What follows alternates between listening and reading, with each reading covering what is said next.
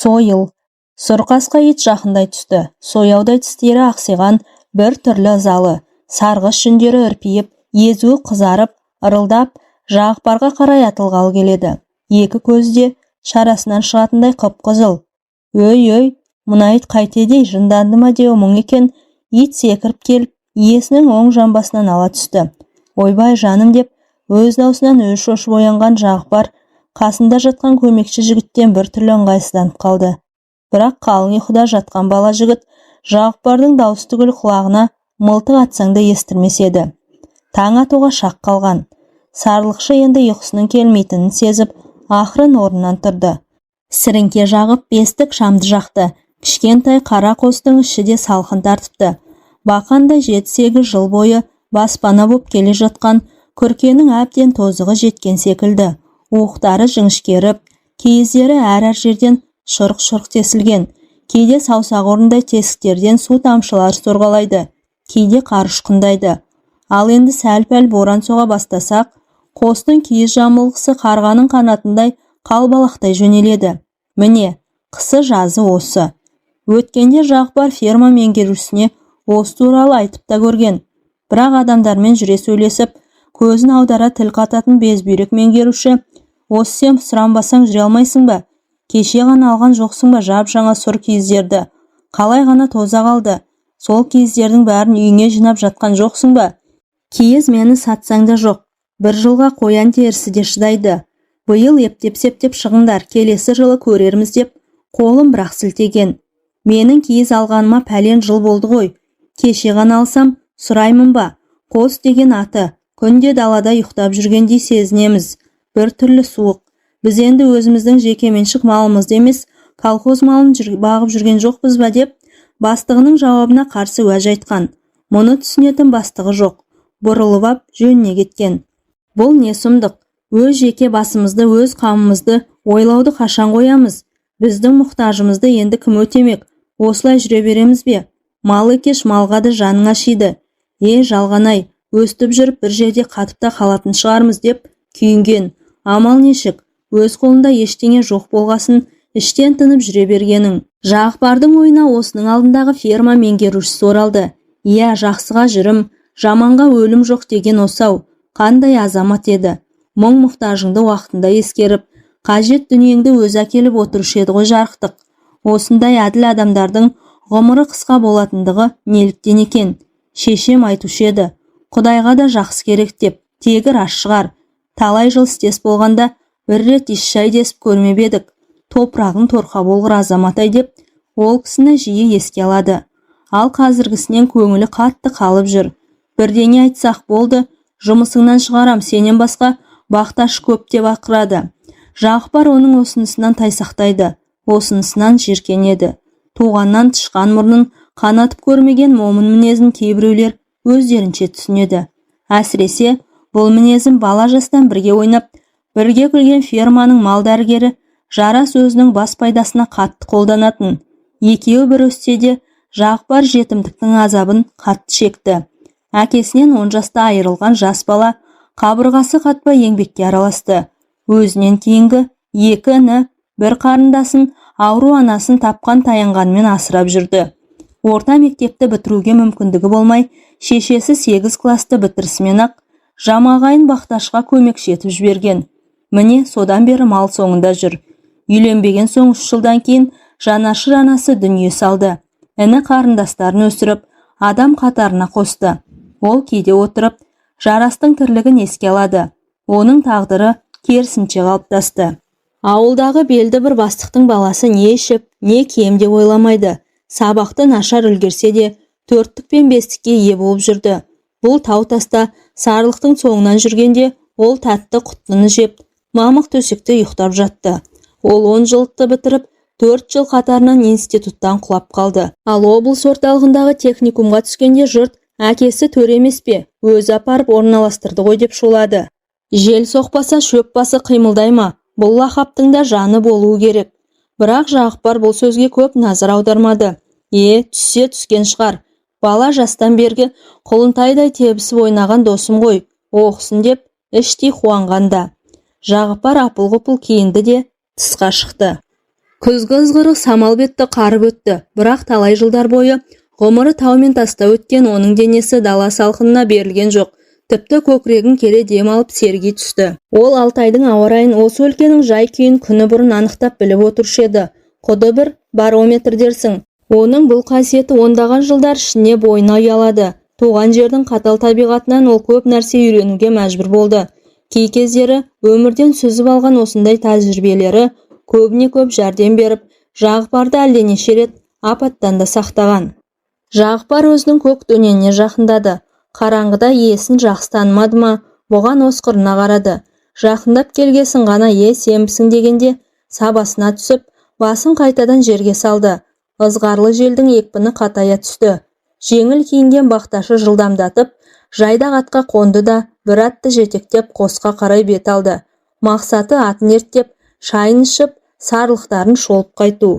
Қостары шағыл тастың жел тимейтін нығына орналасса да, ызғардың аты ызғар, киіз тамның іші сап-салқын екен. Көмекшісі әлі оянған жоқ, ұйқыны соғып жатыр. Жаңа кеткенде оятып кетпеген екем. От жағып қоятын деп күбірледі де от жағуға кірісті. Болып жатқан тірліктің сылдырынан көмекшісі де оянды. Бұл 20-ға ғана жаңа келген тәжірибесі де шамалы бала жігіт. Жағыпар өз қамқорлығына алып талай жылдар бойы көрген білген өмірден түйгенін тәлімін үйретіп жүр. Әй бала, тұрмаймыз ба? Мен аттарды алып келдім. Табынды байқап келейік. Асанның да келіп қалатын күні болды. Мен де демалысқа дайындалуым керек. Сарлықтарды түгендемесек болмайды. Ауа райы да түйіліп тұр. Боран соғып кетсе жағдайымыз қиындап кетер деп көмекшісіне ескертті. Ту, суығын-ай. Қош жылғасын тұрайын шаға. Соны күтіп жатасың ба? Тұрып атыңды ертте. Жылдамдату керек деп Жағыпар да қояр емес. Сен түбінде бір дыбыс естіген жоқсың ба? Ол қандай дыбыс? Менің құлағым бір нәрсені шалған сияқты болды. Ұйқылы ояу жатып бұған назар аудармаппын. Жаңа ғана ойыма түсіп отырғаны. Ит құстың ұлғанына ұқсаған бір дыбыс. Ит құс дейді болса ше, сарлық қанша ит құс келсе де алдыра қоймас. Кім біледі, қайраты мол ғой бірақ деп Жағыпар сөзінің соңын жұтып қойды. Сосын бір шама уақыттан кейін сөзін қайтадан жалғады. Биыл сол бәлен қатты дейді ғой. Жақында көрші колхоздың бір жылқышысын кездестірдім. Бір бие бір құлынын жеп кетіпті. Әлгі өгізге келген бұзауға да келеді демекші. Бізді де қан қақсатуы мүмкін ғой. Қолымызда оған алып ұшар мылтығымыз түгіл сойылымызда жоқ. Колхоз мылтық түгіл тіпті қосқа жаңа киіз беруден де қалды ғой. Жәке, осы сіз жоқтан өзгені қалай ойлай береді екенсіз? Колхоз басқармасының сырын жаңа біліп жүргендей сөйлестегі. Осыны айтсаң өз қадірің кетеді. Қайтеміз қайта-қайта бір нәрсені сөз қылып, деп көмекші жігіт орнынан тұрды. Жылы төсекте жатқасын білінбейді екен. Қос іші мұздай аңырап тұр. Ойпырмай, 20 жылдай осындай қиыншылыққа төзіп келген Жәке сіздің жаныңыз берік екен деп, жігіт от жағып отырған Жағыпарға сынай қарады. Енді не істеймін? 3 баламды, әйелімді асырауым керек қой. Жетімшіліктің зардабынан оқида алмай қалдым. Небір қалқан құлақтар отыр ғой стол басында. Оң жақ қолын қайсы десең сол қолын көрсететін. Шіркін, не істесең де маңдай термен табылған шынайы табысқа не жетсін. Енді бізге оқу қайда? Қарай артта қалмай, ағар балға түспей жүре берейік дағы. Тағысын тағыларын көре жатармыз. От маздап жанып, қос ішіне жылылық ұялады. Екеуінің тоңазған денелері жіпсіп, көңілдері де көтеріле түсті. Bir шама уақыттан соң темір пеш үстіндегі қара күйе басқан көк шәйнектің қақпағы да мен болдым дегендей дірілдей бастады. Жағыпар кешеден қалған табадағы қуырдақты да жалын өтіне қойды. Тамақты тойып ішіп атқа қонайық. Сарлықтар алыстап кеткен болу керек. Жақыннан қаралар көрінбейді. Осы менің жүрегім бір нәрсе өрекпеп тұр. Неге екенін білмеймін. Bir жамандық сезсе сөйтеді. Өй қойыңызшы Жәке, ақыр заманды орната бермеңізші. Екеуі тамақтарын ішіп, қалың киініп жолға шықты. Теріскейден өкпек жел тұрды. Алыстағы көз жетер шыңдардың бәрінде ақ қар жауып үлгеріпті. Қарға түскен түлкі іздері сайрап жатыр. Сұрқасқа басын жерге салған бойы жоғарға тартып барады. Анда-санда тұра қалып, келесіңдер ме соңымнан дегендей бұларға жанарын сүзеді. Сосын қайтадан жортады. Мына ит бір нәрсенің иісін сезіп жүр деді. Жағыпар төбетінің тегінен тегін осылай асықпайтынын аңғарып, түлкі шығар, бұл жерде не көп, Алтайы түлкі көп. Солардың иісін сезген болар. Олар жарық төбенің үстіне шыққанда Ақсай кезеңінде жайылып жүрген бір табан малды көздері шалды. Жағыпар дүрбі салды. Біздің табын, кеттік. Екеуі солай қарай бет алды. Сұрқасқа да өз бағытымен келе жортып барады. Мұны байқаған көмекші жігіт, ит соңынан жүрмейміз бе деді. Әй, қойшы соны. Ол кейде басы ауған жағына да жорта береді деді Жағыпар, төбетіне сенімсіздеу көз тастап. Сүт пісірім уақыт өткен сәтте көз ұшында жортып бара жатқан ит сәл аялдады да, сосын құбылаға қарап, 2-3 рет тұрды. Итінен көз жазбай келе жатқан Жағыпар да атының тізгінін солай қарай бұрған. Бұл не болды екен? Мына төбет тегіннен тегін тоқтап үрген жоқ. Дәуде болса бір нәрсені байқады деп, Жағыпар осының алдындағы сөзіне түзету енгізгендей болды. Екеу аттарының сауырына қамшыларын көсіп алды да, солай қарай зулады. Ит қасында от орнындай қарайған төмпешік жатыр. Құрық бойы алда келе жатқан Жағыпар, астындағы көк дөненді алдындағы қарайған нәрседен үркіп кілт тоқтағанда, ауып қала жаздап, әзер қалды. Ой, мына неме қайтеді? Осыдан кейін екі атта ілгері баспай тұрып алды. Бір нәрсені сезген қос сарлықшы аттарынан түсіп, ит тұрған жерге дейін жаяу жүрді. Сәлден кейін олар сол жетінде жатқан қарақасқа бұқаның өлімтігіне тап болды. Сол баяғы өзіне етені таныс, қуатты сарлық енді бір сәтте Жағыпардың алдынан жайрап жатты. Бір емес бірнеше қасқырмен күш сынасқан болу керек. Өйткені жақын маңайдың бәрі тұяқ ізінен шиыр-шиыр болып қалған. Сарлық та қасқырға алғызады екен-ау, Осы 20 жылдың ішінде Жағыпар мұндай оқиғаны бірінші рет көріп тұр. Шіркін, кәрілік деген осау. Қара тұяғынан қалқ етсе, көрінгенге жем болып кете барғаның. Жауған қардан қан ізде білінбейді. Сарлықтан қалған дүние, оның қара қазандай басы, 4 сирағы, мойын ақтарылған жыны. Екеуі біршама уақыт бұларға қарап тұрды. Не істейміз енді? Ішпей жемей бір сарлықтан айырылдық деп, көмекші жігіт дегбірсіздене бастады. Бауырым, сарлық түгіл бастан да айырылып қалатын күн болады. Тайыры береке бірлігімізді осы мал жетелеп кетпейтін шығар. Төле десе төлеп береміз. Әрине қанша дегенмен ыңғайсыз ғой. Көзімнің қарашығындай патшағарды аялап жүредім. Ит құс деген бәлесі қайдан сап ете түскен, Бұл дәуде болса табынан қалып қалған. Әйтпегенде басқалары болса қасқыр түгіл арыстанға далдырмас еді. Енді тұрғанды қоялық. Атымызға өңгеріп алып кетейік. Қосқама, мен сенің атыңа өңгеріп берем, алып жүре бер. Өзім қалғандарын барып шолып келейін деп, Жағыпар жайылып жүрген табынды тағы да жанармен бір шолып өтті. Кім біледі, тағы да біреуі жайрап жатпаса. Осы сәтте машина гүрілі естілді. Таңғы тыныштықты тілгілеген дауыс уақыт өткен сайын жақындай түскендей болды. Әлі бұрылмаға жетпеген машина сұлбасы тау даласынан көрінер емес. Таң атпай жүрген бұл не? Қабият болатын болды ғой. Ой, оңбағанның мені көрдің бе дегендей жол шетіне құлағанын деп, көмекші жігіт өлі басқа зілдене қарады. Сен абыржыма, бұл да Алланың бұйырғаны шығар. Қайтеміз енді? Өлгенмен бірге өлетін жағдайымыз жоқ. Өздеріне етене таныс колхоздың көне газ 69 машинасы өкіріп бақырып, осылай қарай тартып келеді. Бұл Шібеті қыстауындағы шопандарға баратын бірден-бір қатынас жолы. Қар қалың жауған кездерде қатынас та үзіліп қалатын жайттер кездеседі. Мұндай сәттерде колхоз қар күреуге мәжбүр болады. Қазір қар жұқа, жем шөп тиеген машиналар күнде ағылуда. Сарлық жол шетінен 5 қадамдай қашықта ши түбінде жатыр. Шопан аралап жүрген төрелер шығар. Ал енді бұлардың таңнан жолға шығуларына не себеп болды екен деп, Жағыпар ойланып біраз тұрды. Екеуінен дем алған жеңіл машина жақындап келіп, кілт тоқтады.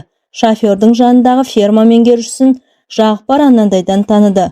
Екі беті алмадай қып-қызыл меңгерушісі амандық саулықтың орнына, мыналарың не? Маған тартқан тартуларың ба деп кекете сөйледі. Сосын өлген сарлықтың қасына келді. Ойбай-ау, мынау мен білетін қара қасқа сарлық қой, бұларың не? Бұл не сұмдығы, Соңғы кезде ауырып жүруші еді. Жасы да жетті бұл малдың. Емдетейік деп едік, мал дәрігері бұл жаққа ат ізін салмай қойды. Енді міне, айдалада ит құсқа жем болды деп, Жағыпар меңгерушіге шынын айтты. Көрсетемін мен саған ауруды. Қарашы бұлардың бәлісінуін. Былтыр мен соғымға сояйын дегенде бермей қойып едің. Көр енді, осы сарлық үшін сені су түбіне жібермесем, атым өшсін. Бастық қайтып құнын 5 есе қып өсіртем. Үндемеген сайын кетіп бара жатыр екенсіңдер. Басайын мен сендердің жындарыңды. Меңгерушінің аузынан арақ иісі мүңкіді. Таң атпай қайдан ішіп жүр деп ойлады Жағыпар. Сосын меңгерушіге мылтық туралы мұқтажын құлақ қағыс етті. Жоқ мылтық, сойыл алыңдар. Ер жігіт қасқырды сойылмен соғады. Оны қайдан аламыз? Құдай-ау, қасқыр бізді сойыл жететін жерге дейін жақындата ма? Неге жақындатпайды? Құйындай ұшып жүрген аттарың мынау.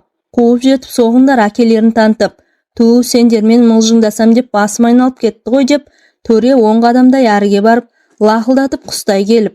Кеше арақтың талонын беріп еді, көбірек шіңкіреп қойғаным. Бас жазатындарың бар ма?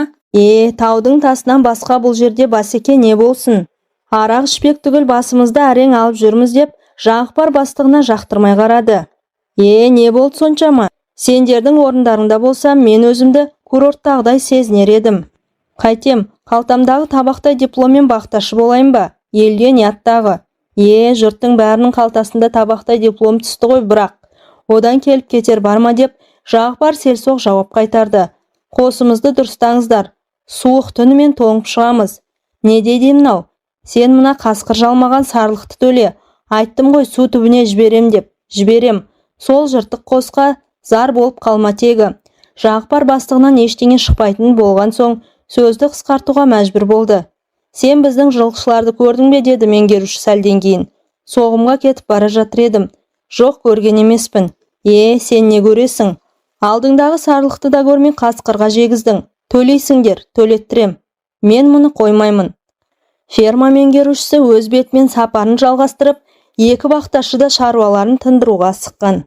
Алыстан анда-санда қорсылдаған сарлықтардың дыбысы талып жетеді. Ауа райы суық болғанмен бір түрлі тымық. Осыны пайдаланған Жағыпар шашыла түсіп жайылып жүрген малдарын бір жерге жинап, қосқа қарай жақындата берді. 3 күннен соң ауылға 2 аптаға демалысқа кеткен Асан қайтып оралды. Ол да мұнда болған жағдайды ауыл орталығындағы өсек төбенің үстінен естіген екен. Жәке, жағдайыңыз қиын. Ферма меңгерушісі сен орнынан алсын деп бастыққа докладной жазып берді.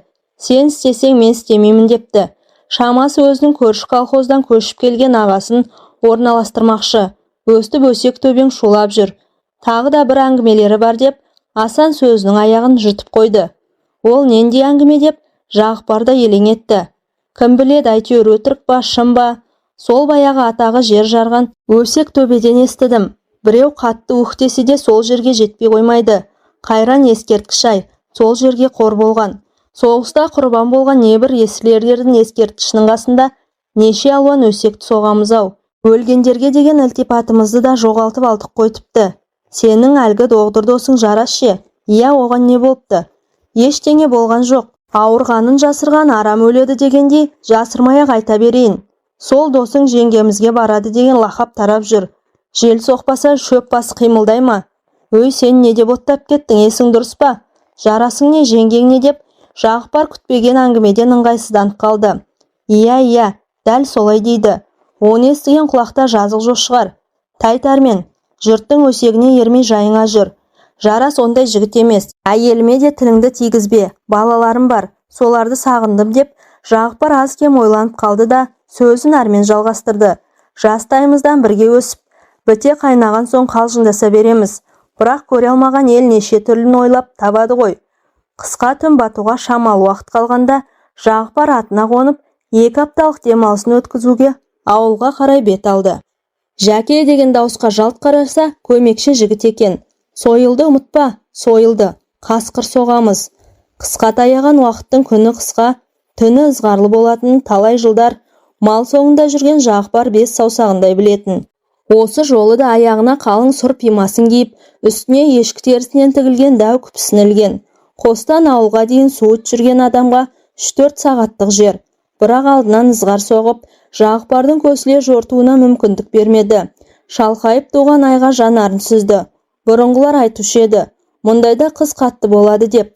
Кім біледі, алда не күтіп тұрғанын. Талай қысты көрдік қой. Мұны да соңымызға салармыз. Су шағып жатқан уақыттай десеңші. Бақташы таяғын кеше ғана ұстаған сияқты едім. Енді міне, өзімде біреуге ақыл үйрететіндей жасқа келіппін деді ішінен. Көгдөнен жол үстімен еңіске қарай ызғытып келеді. Уақыт өткен сайын Жағыпардың денесі түн салқынына үйрене бастады. Өзіне бес саусағындай таныш жоталар, белдер, жолдар, қырқалар бірте-бірте соңында қалып барады. Міне мынау ойым. Мұнда да әлденеше шопан қыстағы бар. Колхоз ірі қарамалды бұл жерге жолатпайды. Мұндағы себебі қой отын жеп тауысып қояды дейді. Онысы раста шығар. Болат тұяғы сарлық пен жылқыға не шыдасын. Бір аптаның ішінде аяқ жердің қара қыртысын қопарып тастасын.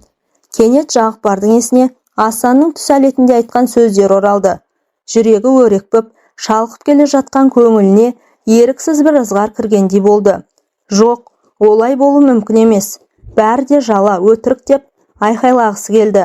Бойын лезде ашу өрті шарпып өтті. Бірақ өз көз жетпегесін жұрт сөзіне сенгісі келмеді. Жан досым деп жүрген жарасты әлгіндей жамандыққа тіптен қиғысы келмейді. Ой, осы елдің сөзін қойшы. Түйме дейді түйедей ететін қызыл тілдер қаншама. Сол 30 тістен шыққан жай ғана дақпырт шығар деп Жағыпар Асан сөздеріне көп мән бермей, қайтадан күндегі жайдары қалпына келген. Міне салт аттының соңында Жігітай қырқасы да қалып бара жатты. Осы өлкенің биік жотасынан бастап беліндегі бетегесіне дейін Жағыпарға таныс еді. Осыдан бұлай ауылға жеткенше мыйдай жазық. Анда-санда түн тыныштығын тілгілеген машина гүрілінен басқа дыбыс естілмейді.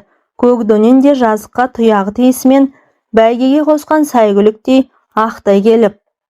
Жағыпар атының құйындай аққанында бір сәт риза боп қалған.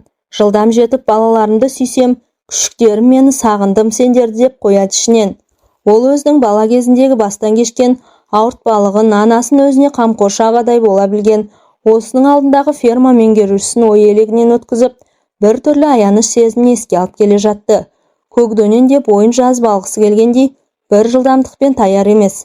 Жағыпар терең ойдың құшағында отырып, өзенге қалай келіп қалғанын да байқамай қалды.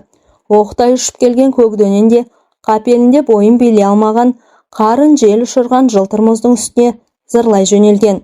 Жағыпар осы сәтте ғана қалың ойдың құшағынан сытылып шыға берді. Бірақ кеш еді.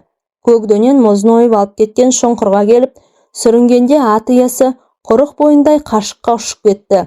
Басы ойылған мұз қиыршығына қатты тиген соншалық әп-сәтте есінен танып қалды. Шалқайып туған ай көк төсінде ескексіз қайықтай жүзе берді. Жер дүниені әлсіз жарыққа бөлеп, өз бағытымен қалқып барады. Сәлден кейін аңызық жел тұрды. Айналадағы мұз үстінде екі тіршілік иесі жатты. Қанша уақыт жатқаны белгісіз, әлден уақытта Жағыпардың жүзін жыл леп шарпығандай болды. Кішкентай кезіндегі анасының аймалаған сияқты. Бір түрлі жұмсақ, ыстық еді. Іле есін жиған, көзін ашты. Жүзіне төніп тұрған Көкдөнен таныды. Манағы ызғарлы желде сап тиылған. Аспандағы сары табағай тау тасасына жасырынуға бір құлаштай ғана қалыпты. Жағыпар өзіне қарай телміріп, емленген жылқының маңдайынан, жанарынан сипады. О, жасаған ем, мал екеш малда өзі берілген адам тастап кетпейді-ау. Бұл да болса адам үшін бақыт шығар деп күбірледі.